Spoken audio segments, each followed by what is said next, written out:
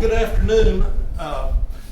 I'm Dr. Tom Hamilton. We're here at the Bridge Street History Center to interview Dee Gormley and Mary Saltarelli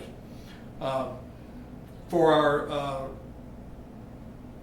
local history story series. Dee is a longtime Granbury resident and longtime shop owner of a shop on the square that she'll tell us more about later. And Mary is also a longtime resident, and in fact was the first director of the Granbury Visitor Center when it was first created back in 1985.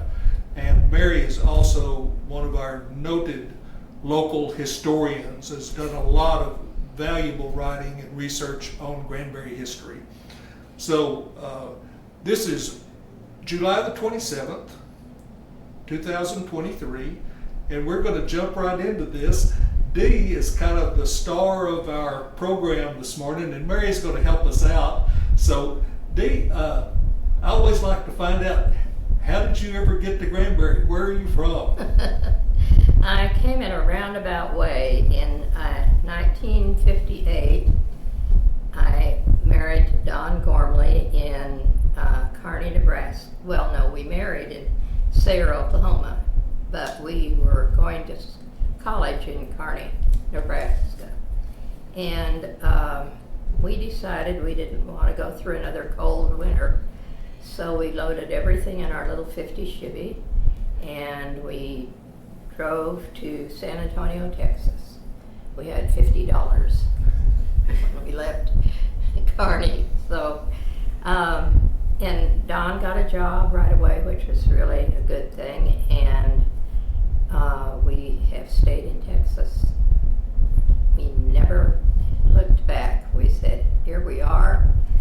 We've arrived. You're supposed to get here as fast as you can, and I did. What year did you come here?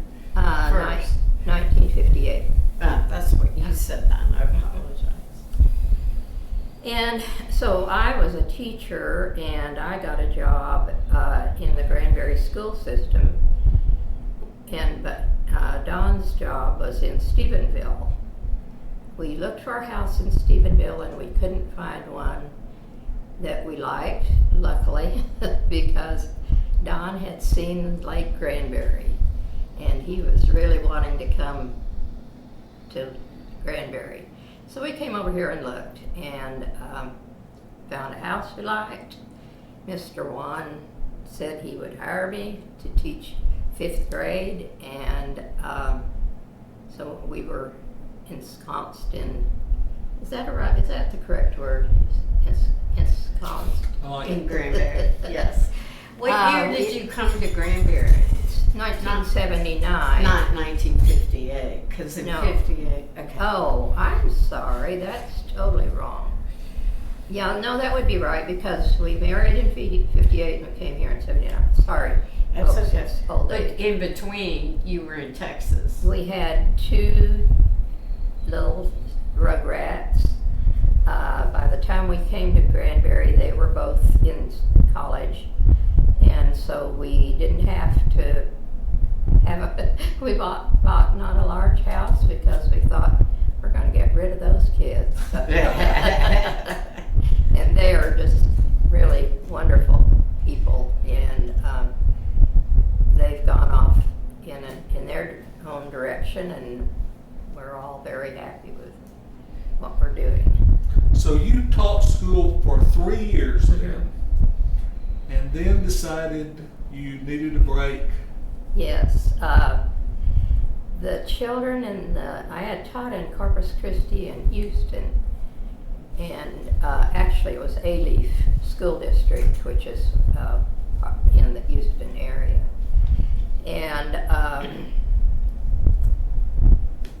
I enjoyed teaching in both of those places, but when I got to Granbury, those kiddos in the Granbury, in 5th grade at least, I don't know what they were like after they got older, but when I had them in 5th grade, they were like little sponges.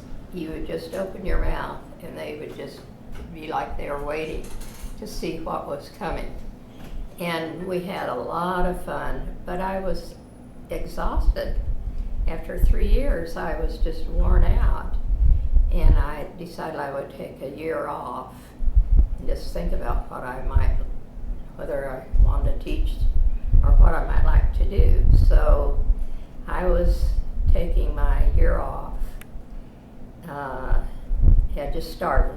It was June, and Okay, folks, listen closely now because this is a great story coming up. well, I thought I was just going to sit at home and drink Cokes and have this wonderful year off, but I had a dream, and in the dream I was restoring an old house.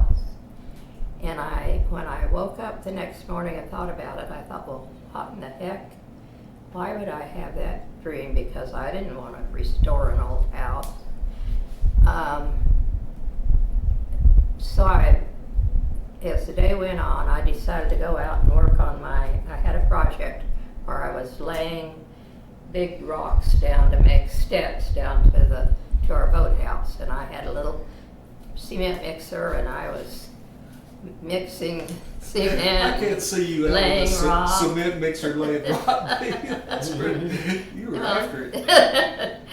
But I kept thinking about that darn house, restoring an old house. And I had this compulsion to go to the square.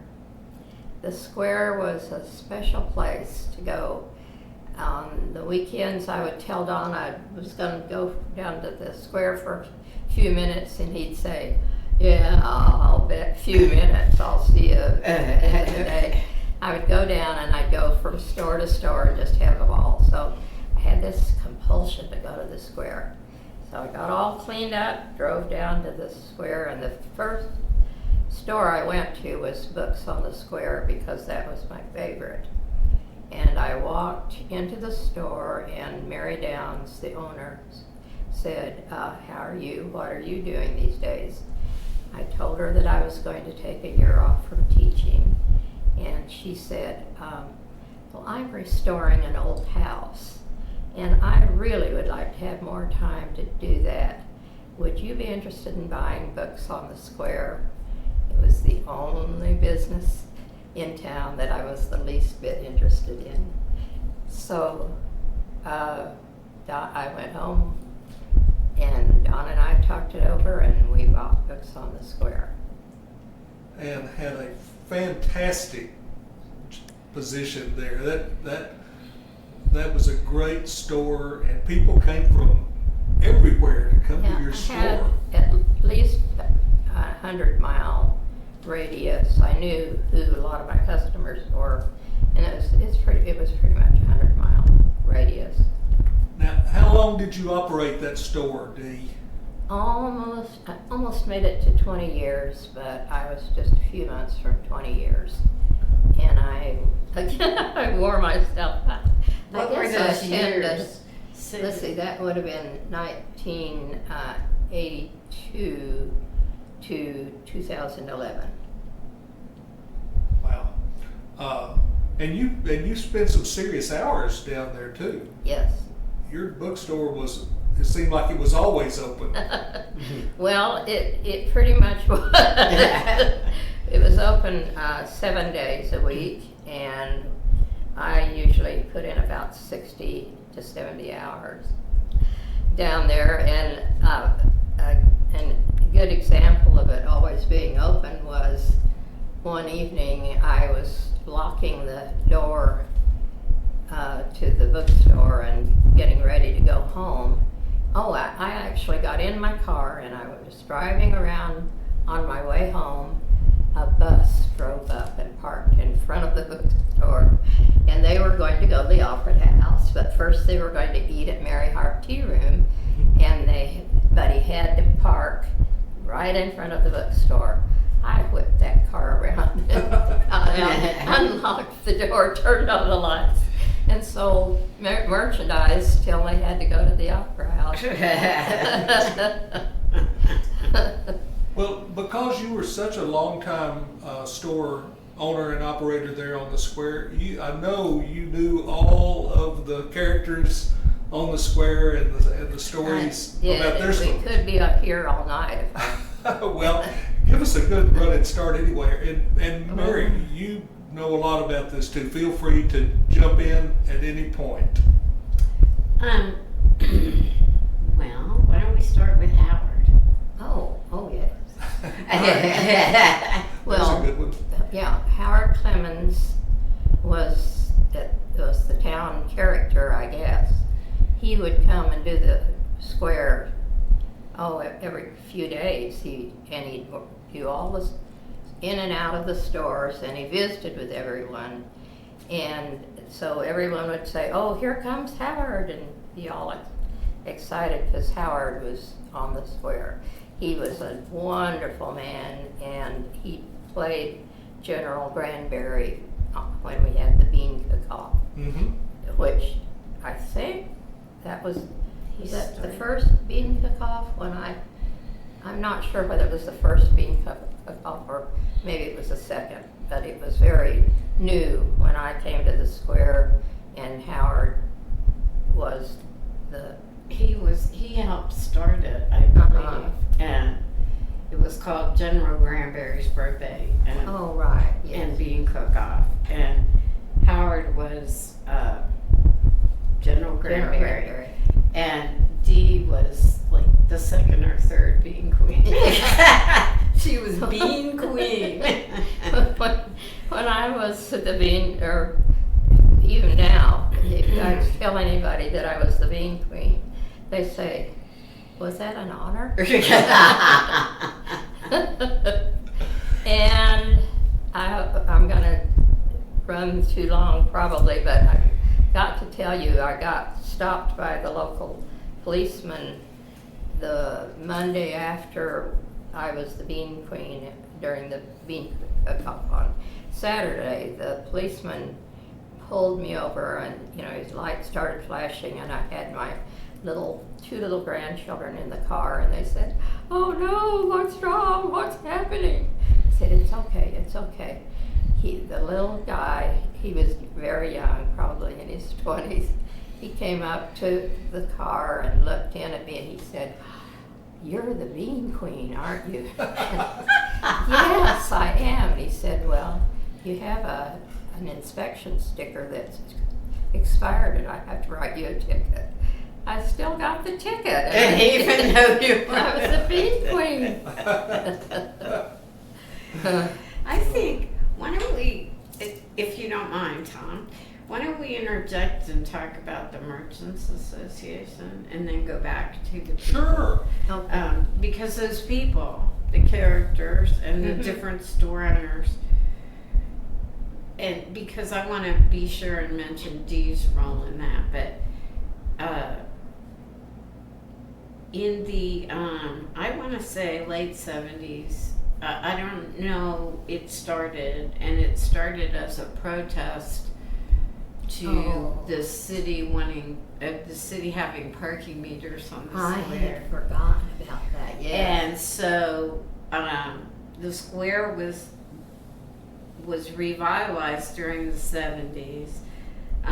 The buildings, the people who led us in the revitalization of the town square during the 70s, toward the end of the 70s, the city thought, well, we need to take advantage of this, and they put parking meters in, and the merchants, so the merchants were actually also the leaders of the revitalization. They were individuals who bought the buildings like Dee did, restored them like Dee and Don did, and they put their own sweat equity into these historic buildings so they could have a livelihood working in there. And Howard and Charlene owned the cherry. They bought the cherry drug. They bought the cherry drug store. Yeah. And then he also owned a business over around the corner on East Bridge. remember where the place where Bah Humbug was eventually. Mhm. Howard and Charlene owned a business there too, but Howard's wife was named Charlene, and they were both really active. Well, he helped start the Merchants Association too, and Dee wasn't too far behind that. I think all that happened in the late 70s, and for years the city, the merchants were so opposed, and they organized. And there's still a strong organization in Granbury, and their success in the parking meters was that the city pulled them up, and they invested the money in buying them, and they had to pull them up. And for years, they were stored in the old power plant. Do you remember that when Are they gone forever I think now? they're gone. They took them out, but they stored them down in the old electrical power plant. I remember being down there when we started restoring that building, but they went from that to starting the bean cook-off. Mm-hmm. The Chamber of Commerce did the 4th of July in 1975 or 76. They had Granbury, I believe in the past had a 4th of July celebration, and they've Yes. reinstituted it in the mid-70s. Mhm. And then when the merchants really formed, they started the bean cook-off. Mhm. And then they started the candlelight tour. And this one, the Harvest Moon Festival, was the Hood County Art Association, and they dissolved and stopped the festival, and she said, we have to do it.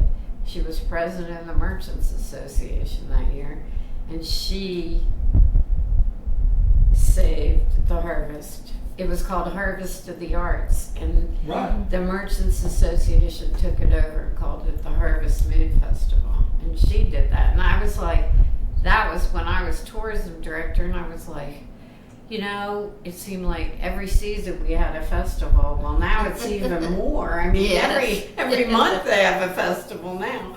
But I was like, can't we just, let one go and take a break between the 4th of July and Christmas? Well- No, she said, this is really important. It's established. We have to do it. And it has retained. Yeah. That's a big deal. And she was president That of made me Merchants. think of Diane Davis. I don't remember what she was being interviewed for, but they talked about the celebrations that we had on the square with her, and she said, we have to say, we are having a party and you're invited. And that's the way we treated those when we started those celebrations. Yeah. That was our idea. We're having a party and you're invited. Yes. And all of that was part of the continuation of the revitalization movement, because the more activity there was, the more local people and visitors came to the square. Yes. Yes. So. Well, I always remember, like at lunchtime, I would come down to the square sometime to eat, and there would be maybe 3 or 4 Greyhound buses parked over to the side over there. When did that start? When did the whole busload start coming in? It was going when I got here, so. The Opera House. Yeah. It started that early. Yeah, Joanne Miller was really good at marketing the Mhm. Opera House, as was Joe Nutt. And Mhm. all the people who worked to restore the Opera House and restart it, they all joined together, like Clyde Wells.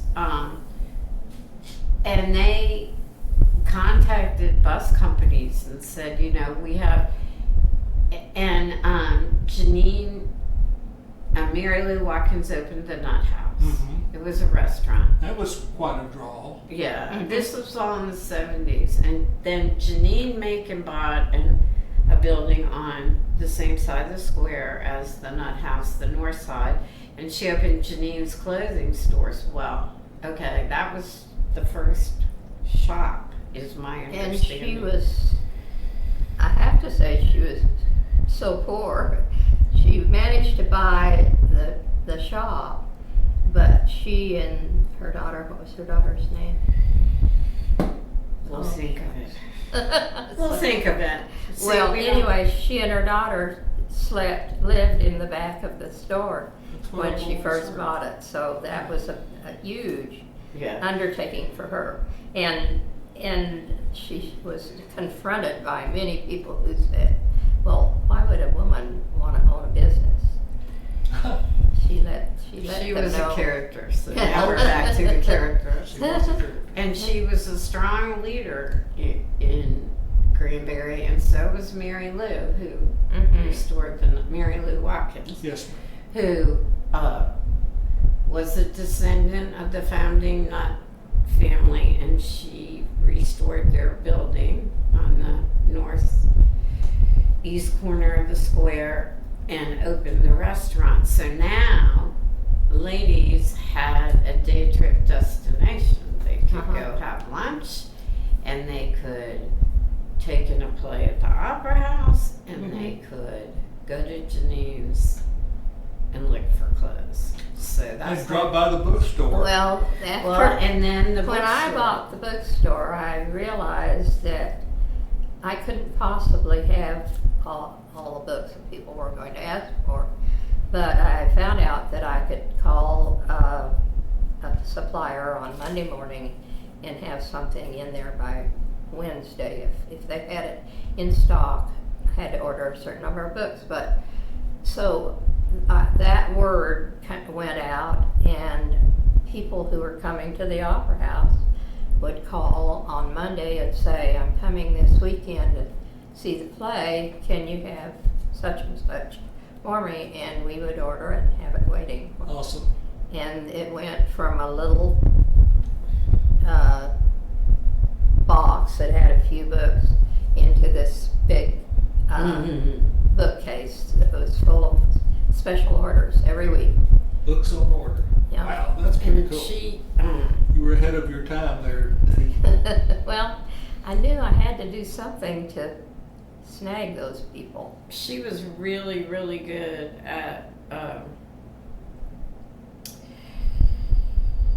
now I can't think of what I was going to say. It was about, reading the Fort Worth Star-Telegram and the Dallas Morning News, and whatever books were in there in over the weekend, she'd be in there Monday and she'd order them because she knew people were going to come in looking for them.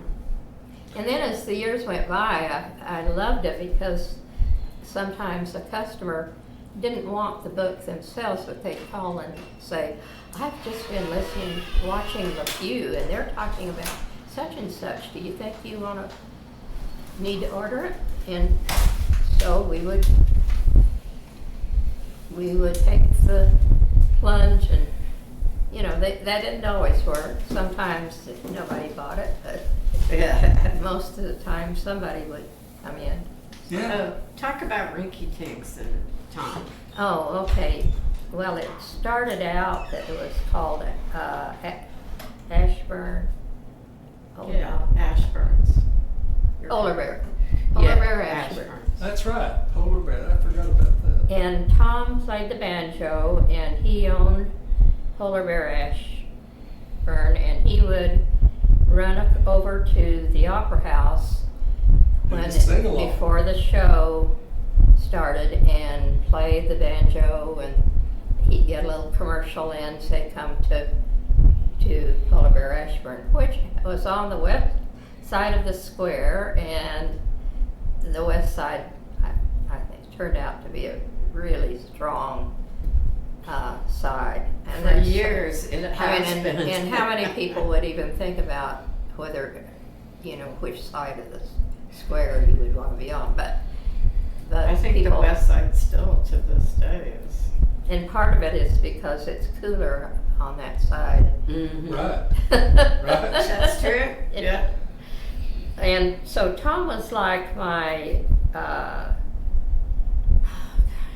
what shall we call him? He was my wonderful guru. He gave me little bits of information, little tidbits of things that you should do when you're in business. And it was all good information, so I just hung on to his shirt tail and learned how to run a business. I didn't realize Tom was such an astute businessman. He was. But he certainly kept that place going for a He long was. time, and he knew how to market, didn't he? Yes, he did. And he was one of those people that was not just in business for himself. He shared information with other people, Yes. and that grew on the square. Mhm. When I got there in '82, there was the organization already, but there wasn't as much. What do you call that? It wasn't as strong as it became. The camaraderie. Yeah. Wasn't that's as a good- cohesive. Yeah. Yes. So But you had a good neighbor on the other side too, in Linda. Linda. Yeah. Was she Yes. open when you? Linda had just bought Almost Heaven. Okay. I don't know how long she had it, but she had just had it a number of months. And so she was in a learning position too. Uh-huh. And we were side by side, and we just formed this strong alliance and gave each other all kinds of information and became like sisters and still are. If I lost my wife, I could usually find her at one or the other of those stores. But yeah, they were my favorite. SD. I always, for the adult women, I would go to Almost Heaven. For all the children in my family, which there were a ton, I went to Books on the Square or the adult men. And I would buy books, books for the men and toys for the children and my brother, who's a grown-up child. And his favorite gift that I ever gave him was the yo-yo that you had that lit up. Oh, When yes. Yeah. Yes. yeah. And it was, That was a all good lit thing. up. Yeah. And that was before LED lights became really popular, but they look like LED lights. So. Didn't you have a story about Linda Powell leaving her business unlocked? Yeah. Share that one with us. Well, I would always open Books on the Square at 9 o'clock because I always had some ordering that I needed to do, and that was an hour that even if people came in to shop, it was that early hour where I could get some things done. So I was in my usual spot behind the cash register and Books on the Square, and a customer came through the door and said, do you know anything about Almost Heaven? We're down there trying to buy something and we can't find anybody to ring it up. So by that time I had gotten an employee in, so my first employee had come in, so I left her at my register and I went running down to Books on the Square, to Almost Heaven. Mm-hmm. And oh my goodness, there were half a dozen people in there and they're just shopping away and nobody. Linda had gone out the door the night before and forgot to lock the place. And so it was just wide open. Fortunately, that was after she moved upstairs. Yeah, she was right upstairs. So I called her and I said, Linda, could you get down here? Your store's not locked. People are shopping and I'm not sure how to run this register. So she came running down and went to work. That's pretty good. She was in the shower when you got up there. Yes. Doing business with that really tried.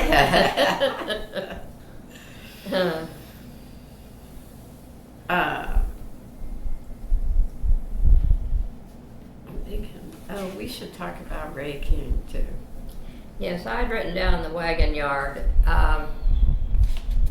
It's so interesting to think about the amount of energy people put into things like the Merchants Association.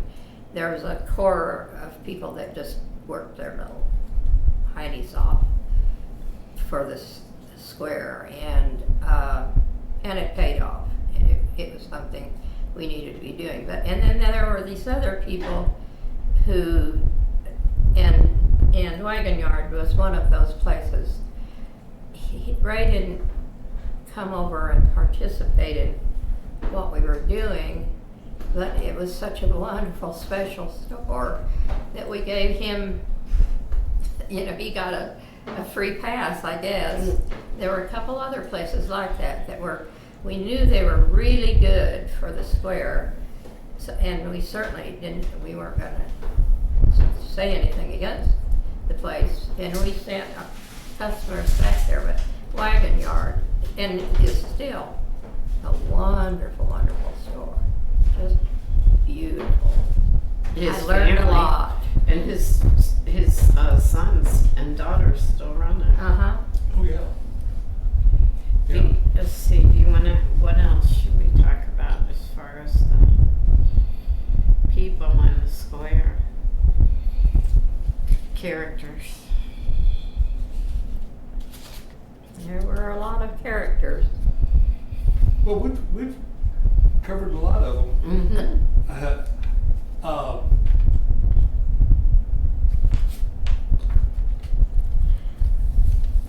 I did. You were telling me one story about how for the Christmas decorations that the merchants actually would get up and light the tops of their own buildings. Yes, the city. Which was a great well, they idea did it, back in but the day. they didn't do their own buildings. There was a committee of men, and my husband was one of them that was never in Books on the Square. He was always working in Stephenville, Mhm. but he helped put those lights on the top of the buildings. We didn't have those lights at all, and it was at Christmas time we decided that would really look good. So this little committee of fellows had glue guns and strings of lights, and they got up on top of the buildings and glue, and they'd take turns gluing, and they'd burn their hands because the glue guns were.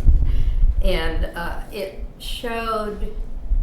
that shows you how much the merchants, they did not just care about their own business, they cared about the square. Right. It was a special place, and they were And willing to go things that like extra that mile. made it a special place. 'Cause Mhm. I remember when I would have friends from Dallas and Fort Worth and wherever come down to see us, they couldn't wait. I mean, because where I lived kind of up on the edge of Comanche Peak at the time, Mhm. we could look down over the town, and you could see the square from there. Yeah. They'd see all the lights, and they would go, "Let's go down there and see what's going on." Yeah, and I mean, it was very powerful. But it started off, every one of those celebrations started very small. In one of the early years for the Christmas parade, I was out on the square, and this lady came up to me and she said,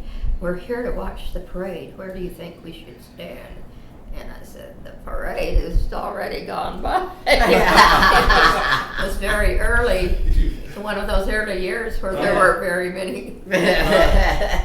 Oh, and then there's another, talking about Howard Clemens. Yeah, being Santa Claus. Yes, Howard played Santa Claus, played General Granberry in March, but he played Santa Claus in December. And He looked like Santa Claus, He did. twinkling blue eyes, and he grew a beard every now Christmas. I'm not going to remember the name of the lady. There was a merchant who had a little girl. She was probably about 5, I think, and she spent a lot of time down on the square. And so at Christmas time, her mom said, "Okay, the parade's going to start in a little bit. Are you going to go over and tell Santa Claus what you'd like for Christmas?" And she said, "Oh, Mother, that's just old Howard." I remember that story. It wasn't Shirley Bradley. No, she had sons. I can't remember. Well, girls, this has been a real treat. I And think let's just mention that as you're closing. Oh wait, can I brag on her a little more? certainly, I want you to talk about your book signings, and then we'll do this. Oh gosh. We talk about the Merchants Association doing special events, but Dee did many special events, just Book on the Square, including book and author lunches for the library. She organized those. But then you did your own book signings. I had a book signing almost towards the end. It was almost every Saturday afternoon. And it was great because the locals would come to town and not even know who was going to be there, but they knew somebody was, so they'd come to see who was signing a book. And we had some really special people. Trying to think. John Graves. Yeah, John Graves lived in Glenrose, and people who knew or had read about had a book by John Graves acted as if he were a god. When you said John Graves, it was just like, oh my goodness. He was really a wonderful, wonderful man, and he wrote Goodbye to a River, which he was not happy that we were going to dam the dam on the river. He wanted it to stay as it was, and he wrote this beautiful book. It wasn't, he didn't use it as a soapbox. He just wrote about the river, just so we would always know how wonderful it was when it was in its pristine. yes, ma'am. Before the dam. And you worked so well with the library. I mean, Dee really helped bring more people to the library, and they had a book and author lunch, and she organized the whole thing. She got the authors, Wow. the venue, the books. I wish I could remember more of the names of the authors. What was the name of the there was one who was captured overseas. I don't remember, but you had a wonderful story about him. Oh yes. I'm sorry, I didn't mean to put you on the spot. Well, I didn't list any of the. I didn't list any of the books and authors. But Jerry Flemons from the Star Telegram, and John McConnell. And who was the weatherman that was so? Howard Taft. No. He was so well liked. He was on a Dallas. Oh darn it! Harold Taft. Harold Taft was kind I of know about in Harold, but there was another one. Troy No. Duncan. I'm sorry, I shouldn't have brought this up. That's No, okay. I brought it up. I put you on the spot. But anyway, those, to me, those book and author luncheons, and then just Books on the Square, it seemed like every week she had a book and author signing, a book signing. You know, it probably wasn't every week. It was at least every month in the summer months and the fall months, where they could sit out on the sidewalk, probably fall and spring, where they could sit out on the sidewalk and talk to shoppers and sign books. And it was like a special event Yes. in itself. Yes. And it brought a lot of local people and visitors to the square. No, we had a wonderful. It was just like a party every day. Yeah. And that helped with this. Why don't you conclude with that thought that you wrote down? Okay, I said the one fact that I can attest to is that there was an element of energy and excitement on the square in the 80s and 90s. It was Oh. lots of fun. I agree, and I think that you were a big part of it, Dee, and I certainly thank you, and you too, Mary, Thank you. for participating and sharing some valuable insight and stories of our Granbury history. Thank you both. Thank you for having us. Thank you for having us. Fantastic, girls.